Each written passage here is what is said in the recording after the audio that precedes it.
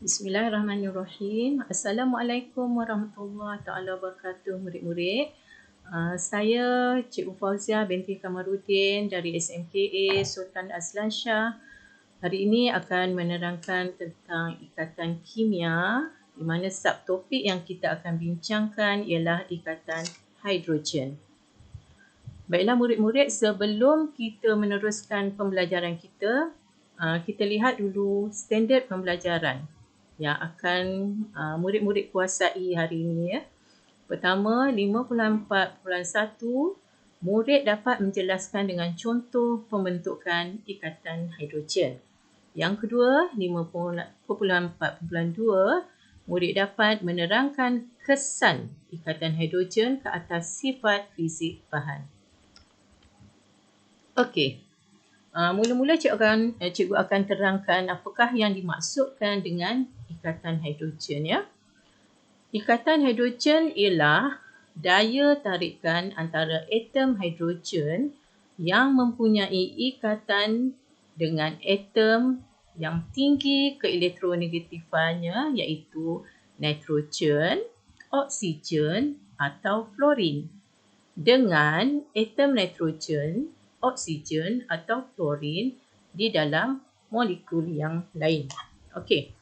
Di sini cikgu nak tanya apakah yang dimaksudkan dengan atom yang tinggi keelektronegatifannya. Okey. Atom yang tinggi keelektronegatifannya bermaksud kekuatan atom dalam molekul untuk menarik elektron ke arah nukleusnya. Okey ya, iaitu 3 atom tadi, fluorin, oksigen dan nitrogen. Jadi macam mana cara yang mudah untuk awak ingat ya atom yang terlibat dengan ikatan hidrogen ni? So kita ambil huruf yang pertama dari setiap atom.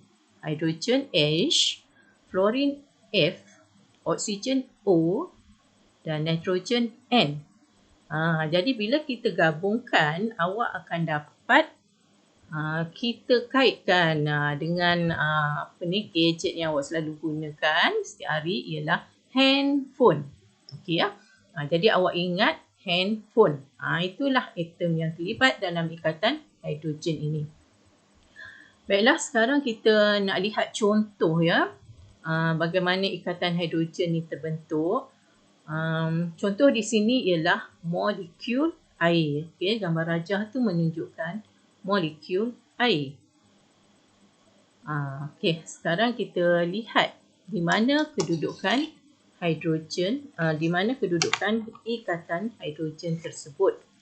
Okay, di sini kita ada 2 molekul air. Okay, kita lihat dulu molekul air yang di bawah tu ya. Okay, molekul air H2O terdiri dari 2 atom hidrogen dan 1 atom oksigen. Okay, atom hidrogen H dan oksigen O terikat dengan berkongsi elektron antara satu sama lain.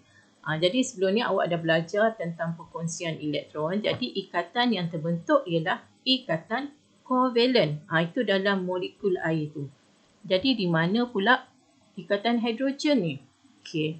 Seterusnya kita tengok molekul air yang di atas. Dia ada O dan O iaitu oksigen mempunyai keelektronegatifan yang tinggi. Okey ya. Jadi bila oksigen dari molekul air yang di atas dengan hidrogen dari molekul air yang di bawah berdekatan, maka wujudlah daya tarikan yang terhasil antara atom hidrogen dan oksigen antara 2 molekul air tersebut. Jadi ikatan inilah yang kita namakan ikatan hidrogen. Okey ya. Jadi antara 2 molekul air itu. Okey. Seterusnya ini merupakan kita nak lihat contoh bagaimana peranan ikatan hidrogen dalam kehidupan seharian. Okey. kita ambil contoh yang dekat dengan kita, iaitu rambut kita. Okey ya. Dalam keadaan biasa, rambut awak dia akan berkeadaan rapi ya. Rapi selepas awak sikat, nampak mai yang mengurai je. Okey. Jadi kita lihat rambut kita ni adalah terdiri dari molekul protein. Dan di hujung molekul protein tu terdapat hidrogen ya. Okey. Jadi akan wujud ikatan hidrogen antara satu rambut dengan rambut yang lain. Jadi itu kita nampak rambut kita tersusun rapi. Tetapi apa akan jadi kalau kita basahkan rambut kita? Okey. Awak dah ada pengalaman lah. Selalu kan bila basah rambut, awak akan dapati rambut awak jadi melekit. Baiklah, kenapa rambut kita melekit? Okey, kita tengok apa yang berlaku. Bila kita basahkan rambut kita, jadi akan ada molekul air antara rambut ya. Jadi molekul protein tidak lagi membentuk ikatan hidrogen antara satu sama lain pada rambut tu. Sebaliknya, molekul protein akan membentuk ikatan hidrogen dengan molekul air. Jadi awak tengok dari gambar rajah tu, hidrogen dari rambut, selai rambut tu dia akan membentuk oksigen. Oksigen yang pada rambut tu akan membentuk ikatan hidrogen dengan atom hidrogen dari molekul air. Dan rambut yang selai lagi sebelah dia akan membentuk ikatan hidrogen dengan oksigen dari molekul air. Okey. Jadi dengan itu menyebabkan rambut akan melekat sesama sendiri. Okey ya. Itu contoh yang pertama. Sekarang kita lihat contoh yang kedua. Okey, awak pernah tak ada pengalaman bila buka buku teks awak terasa susah? Tak mau gerak muka surat tu. Jadi apa yang awak akan buat? Biasa awak akan letakkan air lah kan di hujung jari awak. Terpulanglah macam mana awak nak letak air kat hujung jari awak. Kalau kita lihat di kedai photostat ya, pekerja-pekerja dia akan celupkan jari mereka pada sponge yang lembap untuk mengira helaian kertas yang di photostat. Jadi kita tengok kenapa bila kita letakkan air di hujung jari kita, helaian muka surat, buku ke kertas ke senang diselak ya. Okey, kita lihat di sini pada kertas. Ya, pada kertas tu terdapat selulosa ya yang mempunyai atom hidrogen yang terikat dengan atom oksigen. Tu di permukaan kertas. Okey. Jadi bila hujung jari kita basahkan dengan air, maka terdapatlah molekul air. Okey, kita tengok molekul air ni pada jari kita, oksigennya akan membentuk ikatan hidrogen dengan atom hidrogen yang terdapat pada selulus. Okey. Jadi bila terbentuknya ikatan ini, maka selulosa atau kertas tu akan melekat pada jari kita. Jadi senanglah kita nak selak buku atau kertas ya. Kerana telah terbentuk ikatan hidrogen antara molekul air dengan selulosa di permukaan kertas. Okey. Seterusnya kita nak lihat kesan ikatan hidrogen ke atas sifat fizik bahan. Okey. Di sini sifat fizik yang pertama ialah takat didih. Ya. Sebatian dalam bentuk cecair mencapai takak didih apabila daya tarikan antara molekul dapat diatasi. Di sini kita akan lihat contoh untuk etanol. Okay, ya. Dalam sebatian kovalen etanol C2H5OH terdapat ikatan hidrogen yang terbentuk antara molekul. Selain daripada daya ikatan van der Waals yang lemah, terdapat juga ikatan hidrogen yang kuat yang menyebabkannya susah diputuskan. Okey, mari kita tengok di mana ikatan hidrogen dan di mana wujudnya daya tarikan van der Waals. Okey, cuba awak lihat gambar rajah tu, kita ada dua molekul etanol, ya. Okey. Antara satu molekul etanol dengan molekul yang lain akan wujud daya tarikan van der Waals. Okey, daya ni lemah. Kemudian, satu lagi ikatan akan terbentuk antara hidrogen pada molekul etanol yang di atas, okey, dengan oksigen. Atom yang berwarna merah tu oksigen, ya.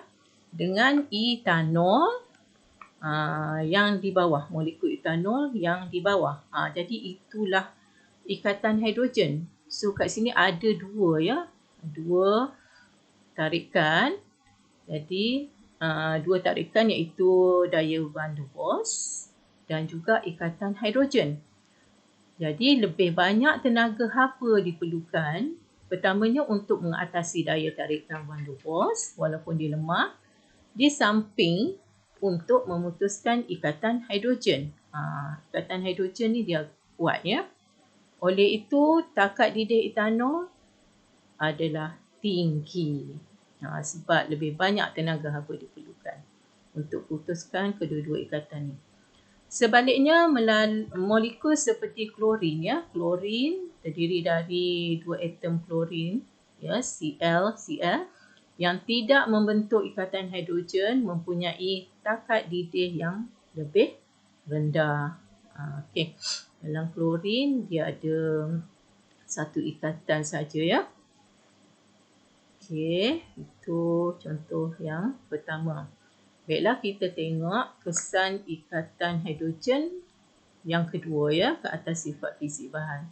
Okey, apakah sifat fiziknya? Yang kedua ni ialah ketelarutan dalam air.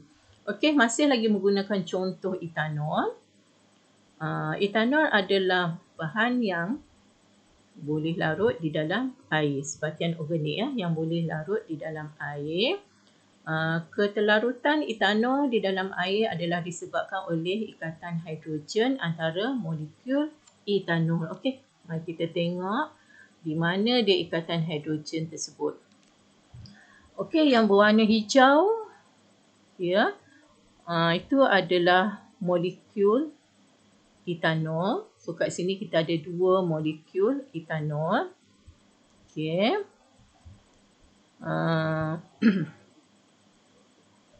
Antara dua molekul tu ada daya tarikan van der Waals. Sekarang kita lihat di mana molekul air yang berwarna biru. Jadi molekul air yang pertama, hidrogennya akan membentuk ikatan dengan oksigen dalam molekul etanol. Okay, ya. Jadi inilah ikatan hidrogen yang terbentuk. Satu lagi cara ikatan hidrogen boleh terbentuk ialah hidrogen yang di hujung tu dalam etanol, dia akan membentuk satu ikatan dengan oksigen yang terdapat dalam molekul air yang kedua. Okey.